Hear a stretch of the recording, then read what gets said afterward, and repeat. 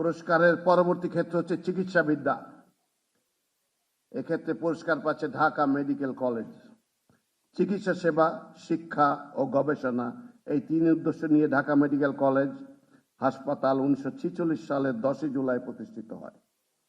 ঐতিহ্যবাহী হাসপাতালে 42টি বিভাগ এবং 2600 শয্যাবিশিষ্ট অন্তঃবিভাগ রয়েছে।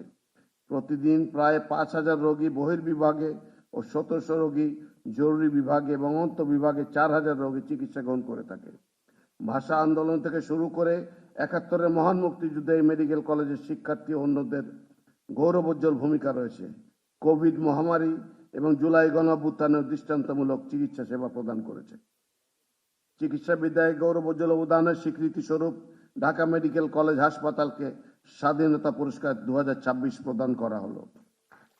ঢাকা মেডিকেল কলেজ হাসপাতালের পক্ষে পুরস্কার গ্রহণ করার জন্য হাসপাতালের পরিচালক ব্রিগেডিয়ার জেনারেল মোহাম্মদ আসাদুজ্জামানকে অনুরোধ করছি।